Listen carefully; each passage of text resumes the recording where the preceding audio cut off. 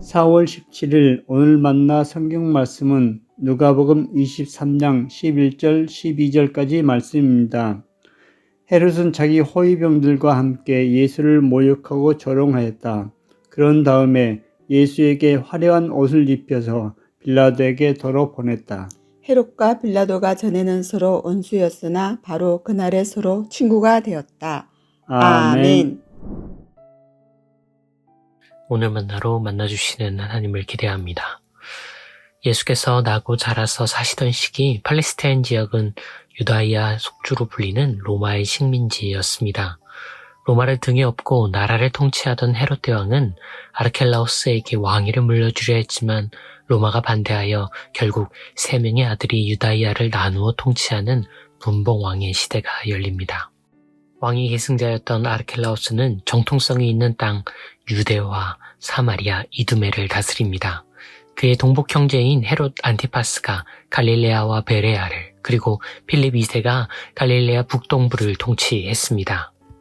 그런데 아르켈라우스는 포악한 통치로 인해 재위 6년 만에 로마에 의해서 끌어내려져 갈리아 지역으로 유배를 떠나 그곳에서 죽음을 맞습니다.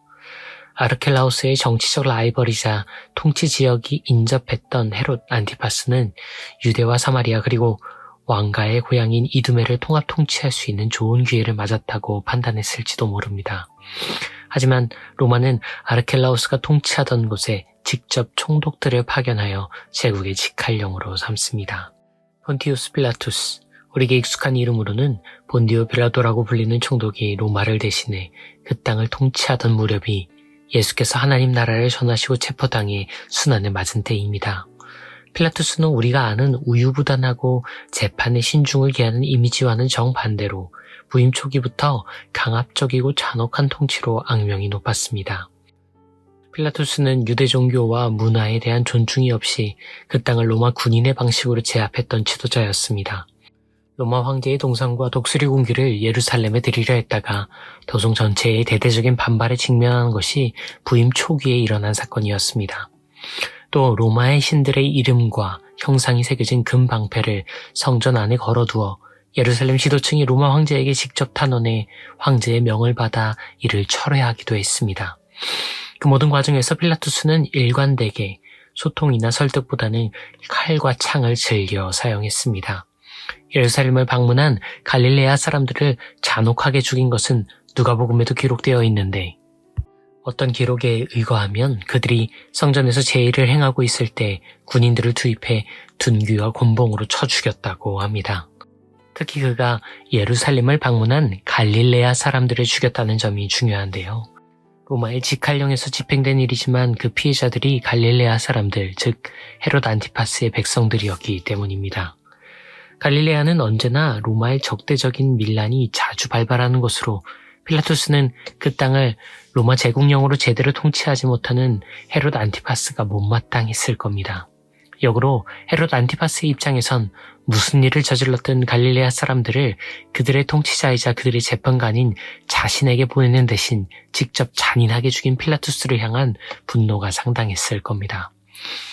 아래로는 까다로운 백성을, 위로는 로마 제국과 황제를 의식하며 각각의 통치 지역을 각각의 방식으로 다스리던 폰티우스 필라투스와 헤롯 안티파스 사이에는 적지 않은 긴장감이 감돌았습니다.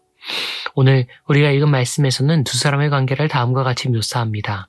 헤롯과 필라투스는 원수 사이였다. 그러던 중 사내드린을 통해 예수가 긴급 체포되었습니다. 아마 사내드린은 평소 필라투스의 통치 방식을 고려했을 때 반국가 세력 예수를 즉시 처형할 것이란 기대를 안고 총독부의 문을 두드렸을 겁니다. 그런데 필라투스는 의외의 반응을 보입니다. 이 자칭 유대인의 왕이 갈릴레아에서 온 것을 듣자 재판을 중단합니다. 그는 얼마 전 예루살렘에서 갈릴레아 사람들을 임의로 죽여서 갈릴레아의 통치자와 껄끄러운 관계가 되었습니다. 그런데 마침 6월절기이고 이를 지키려 갈릴레아의 분봉왕이 직접 예루살렘에 체류 중이었다는 사실을 기억해냅니다. 필라투스는 기회를 놓치지 않습니다. 그는 헤롯 안티파스에게 그의 백성 갈릴레아 나사렛의 범죄자를 직접 재판할 수 있는 기회를 주기로 결정합니다. 그리고 헤롯 안티파스는 예상치 못한 필라투스의 선물을 아주 기쁘게 받습니다. 할 수 있는 온갖 조롱과 모욕을 준 뒤 총독의 배려에 답례하듯 화려한 옷으로 재포장한 선물처럼 예수를 다시 그의 처분을 받도록 돌려보냅니다. 누가복음은 기록합니다. 바로 그날 한때 원수처럼 지내던 두 사람은 친구가 되었다. 어떤 우정은 제3자의 인격을 연료로 삼아서 이어지기도 합니다. 어떤 친분은 제3자의 존엄을 무시하거나 희롱하여서 유지되기도 합니다. 어떤 관계는 제3자의 존재를 거래처럼 주고받아 지속되기도 합니다. 우리가 이어가고 유지하는 우정과 친분 관계에서 누군가의 인격과 존엄, 존재를 가벼이 여기거나 소모하고 있다면 우리는 그 사귐과 동맹, 공동체를 진지하게 성찰해 볼 수 있어야 합니다. 아마 모르긴 몰라도 우리는 그 제3자를 비난받아 마땅한 모두의 적, 모두의 죄인으로 간주하고 있을 겁니다. 우리는 그 제3자에게 말할 기회를 주지 않을 겁니다. 우리는 그 제3자를 무시하거나 많은 경우 조롱하고 희화화하는데 거리낌이 없을 겁니다. 그리고 우리는 그 제3자를 그렇게 대우함으로써 알량한 친밀감과 얄팍한 연대를 만들어냅니다. 하지만 오늘 우리가 읽은 말씀은 그런 우정과 그런 친분, 그런 관계가 놓치고 있는 바를 그 제3자의 정체와 함께 침묵 속에서 고발합니다.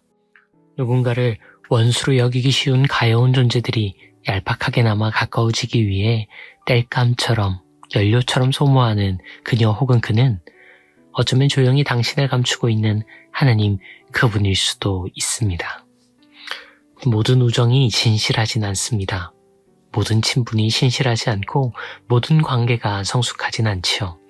누군가를 소모해야만 유지되는 우정, 누군가를 비난해야만 지속되는 친분, 누군가를 조롱해야만 이어지는 관계가 있다면 바로 이 질문을 진지하게 자문해 볼 필요가 있습니다. 지금 나와 너에게, 우리에게 진정 필요한 친구는 누구인가?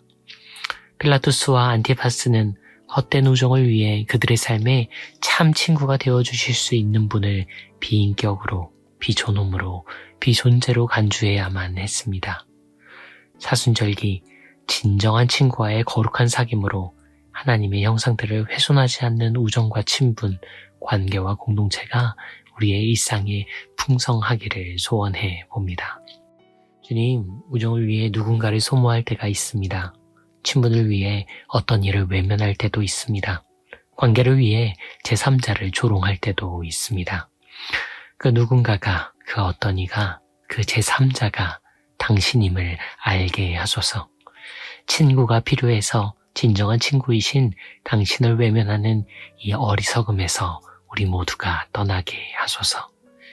우리의 가장 좋은 벗, 모든 일을 벗이 되게 하시는 벗, 그리스도 예수님 그 이름으로 기도합니다. 아멘.